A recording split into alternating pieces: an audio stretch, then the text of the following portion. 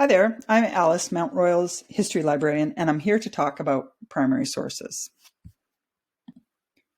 Primary sources are documents or other artifacts that were created by people who experienced or witnessed historical events firsthand. They are pieces of evidence that historians study in order to understand the past. The defining feature of any primary source is that it was created at the time a historical event occurred or very shortly afterward by someone who experienced or witnessed the event. When studying current issues and events, it is often helpful to look at primary sources from Canada's past in order to better understand how the events of the past set the stage for the current era. The sources displayed here can tell us something about vaccination history in Canada, for example, how legislation has evolved, examples of early anti-vaccination efforts, and images of previous health crises like the polio epidemic. The most common types of primary sources fall into four major categories: official records from governments and organized groups and agencies, private sources like personal letters and diaries, published sources like newspapers and other media sources, and historical data sets. Different topics, time periods, and events will involve very different primary sources, so you will need to think carefully about what sorts of primary documents are likely to exist in relation to your own research topic. If you are new to primary source research, some of the most accessible and broadly relevant types to support most topics are government debates, where issues and laws of the day are discussed by provincial and federal governments; laws, many historical events involve specific pieces of legislation, which are often quite easy to find; and newspapers. News articles are a great place to start and cover many important historical events in Canada. You will find primary sources spread out in a lot of different places. Libraries, museums, and archives collect and make them available. Governments store them, and private and public agencies often carefully document their own historical records. Accessibility of primary sources varies a lot. They are collected in print books found in libraries like ours, digitized and made available online, sometimes free via Google search and often by subscription services that libraries pay for on behalf of researchers. And many still only exist in hard copy that requires researchers to visit libraries and archives in person to view the print or microfilm records. Before you can mount an effective search for primary sources, you need a reasonable understanding of your research topic in order to have a sense of what primary documents might exist, who may have created them, and to establish a vocabulary for finding them. To get there, you will need to do some secondary research first. You should find and read some secondary sources on your topic. Encyclopedias or other tertiary sources are often a good place to start and will be helpful for basic facts, including learning the key dates, places, people, and organizations involved in the period or the events you are studying. For example, if I were studying the history of vaccines and anti-vaccination movements in Canada to understand current anti-vax sentiments, a quick look at the Canadian Encyclopedia would tell me about key disease outbreaks and inoculation campaigns in the past. Keep in mind that these types of tertiary sources are meant as quick sources of background information and serve as good launch pads for research. They are not considered scholarly, however, and won't count toward any required number of scholarly sources that a professor might require. Along with the tertiary sources, close reading of the footnotes in books and journal articles can often yield good leads for primary sources. Look for sources cited with publication dates that align with the time of the events under discussion. These will be the primary sources. You can also study the article text for mentions of key organizations and individuals related to the events and make note of them, as they may have published documents that could help further your research. A single page from this journal article about vaccination in Lower Canada, for example, mentions one potentially helpful organization that I could look into, the Vaccine Board, and two different types of primary sources I could pursue: a piece of vaccine legislation and a newspaper article from the Quebec Gazette. It is important to be aware that finding primary sources requires very different strategies than finding secondary sources. One key difference is in the search terms needed to find them. Unlike finding secondary sources, where you must try to learn and adopt the scholarly language used by historians to describe their research, historians or other academics, finding primary sources often requires you to be aware of the language that would have been used in the time period when your source was written by the people creating the sources. So you need to be aware of the ways in which language use may have changed since the event under study. For example, if I were looking for news articles that mention Mount Royal from its earliest days, I would need to know that it has undergone 3 name changes since it was established, and I may need to use an earlier name if I'm looking for earlier information about it.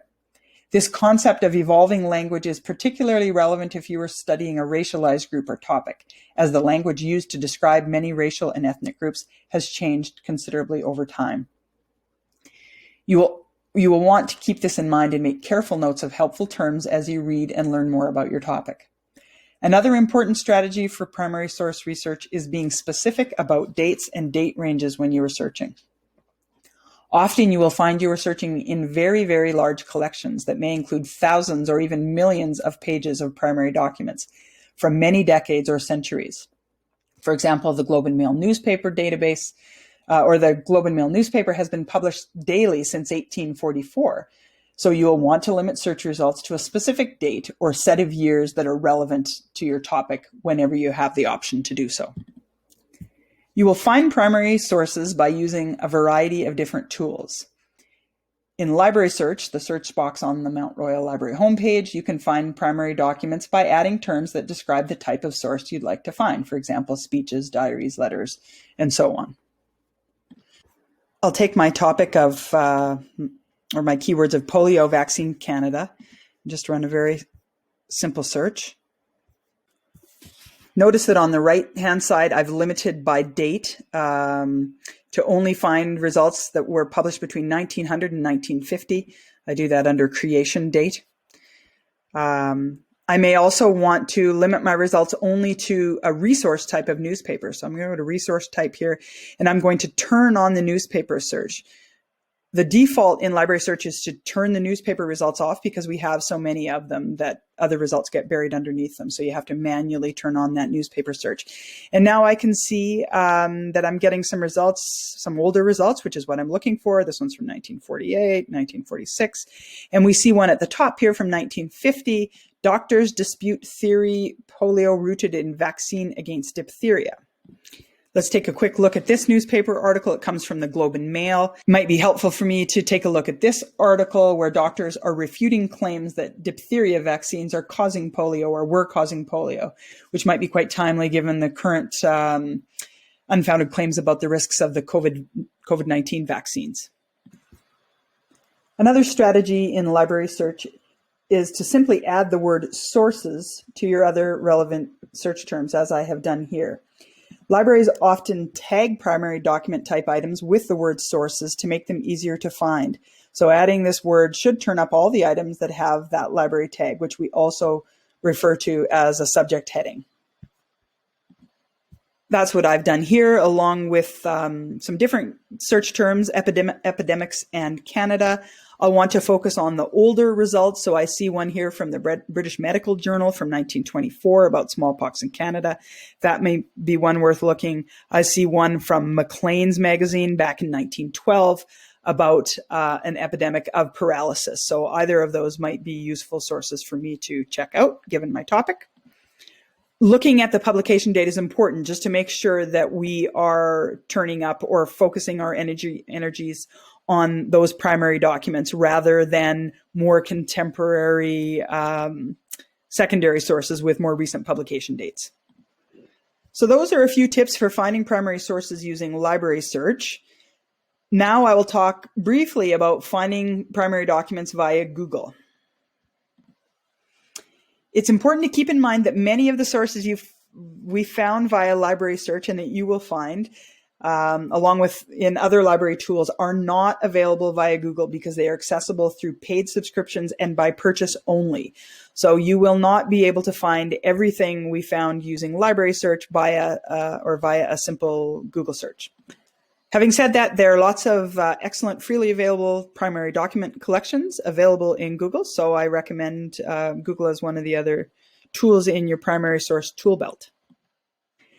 With Google, it's helpful to add the phrase primary documents or primary sources to your search terms to try and isolate those primary documents from the secondary ones that are out there on Google. I've emphasized that with all caps in my search, but you don't need to use the all caps.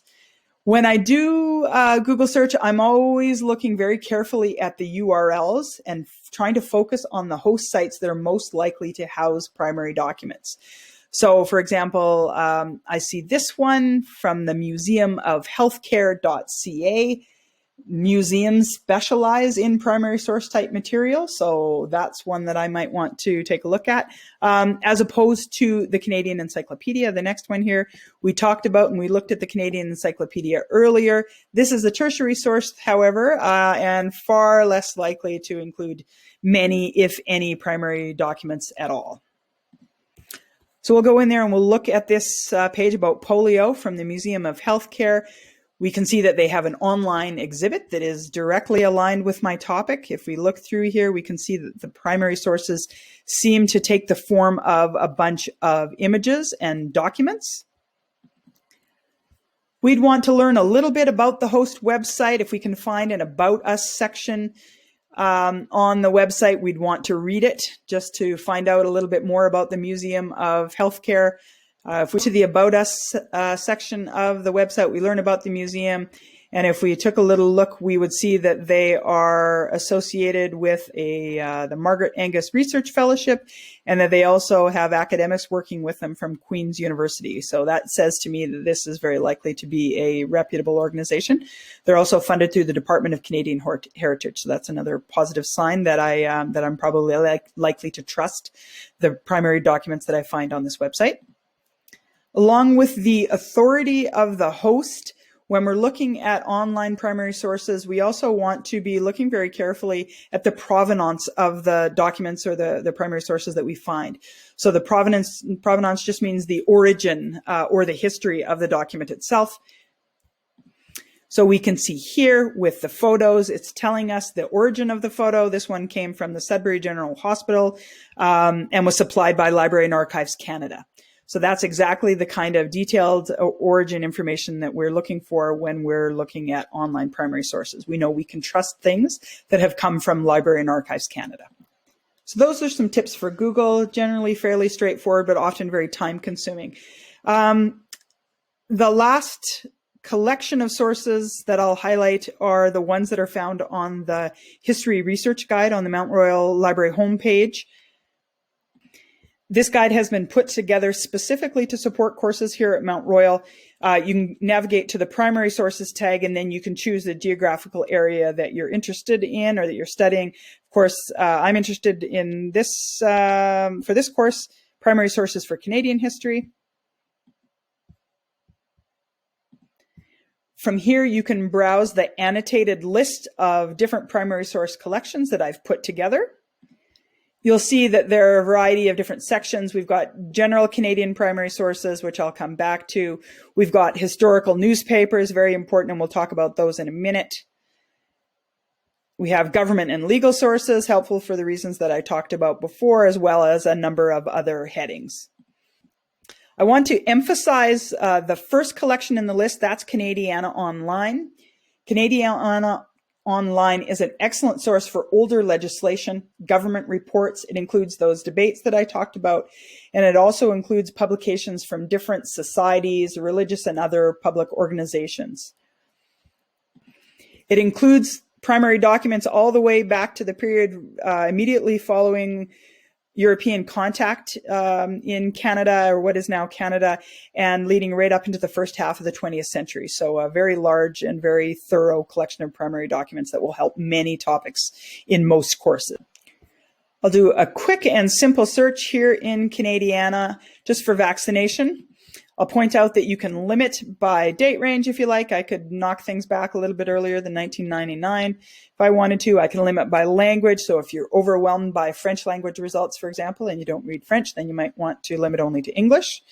And then let's just look very briefly at the results that we have here.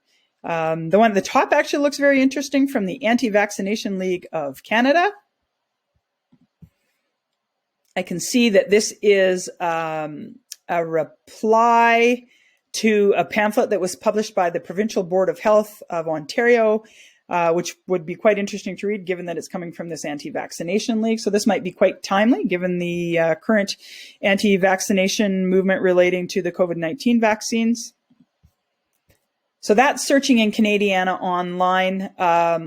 Very large resource, might take you a little bit of time to find what you're looking for in here, but I wouldn't overlook it. This one will be relevant to many topics in the course. It's often helpful if you already know the name of a particular organization, or if you have a title for a particular historical document that you've seen cited somewhere, you can come and look to see if that document might be housed here in Canadiana online. Let's come back to the primary sources page on the library's history research guide, and I just want to talk about historical newspapers. If you've never done primary source research before and are feeling intimidated, newspapers are generally a very good entry point. We have access to many historical newspaper collections from a range of locations and regions across Canada, dating as far back as the 18th century. The two collections that I'll point out that are kind of broadest in their scope are the Globe and Mail, which we have back to 1844. This was considered a national newspaper, so it may address many of your topics. Another one is the Toronto Star back to 1894, and it's another newspaper that would have addressed national, or would have reported on news across the country. I've done a search here in the Globe and Mail for the phrase anti-vaccination, just to see if I can learn more about earlier occurrences of anti-vaccination movements in Canada's history. Like I said, we'll want to limit by date. Right now, we're getting results all the way up to 2021 in the Globe and Mail, so I'm going to want to knock that back. Let's say I'll go back to maybe 1949, update my results. I get a few results here, some from the Calgary Herald, but the one that actually looks most interesting to me is this one, the Liberty Society protests Army inoculation action. That one seems quite related to anti-vaccination efforts.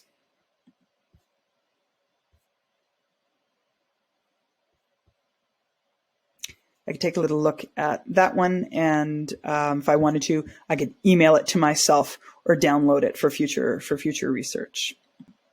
Before I leave the Globe and Mail, I just want to point out that oftentimes newspaper databases will allow you not only to limit by the date range of search results, but also by the document type. So for example, if you were interested only in editorials or only in advertisements, you can use the filters within the database to get to those types of documents more quickly. So those are the highlights of how to use a newspaper article database.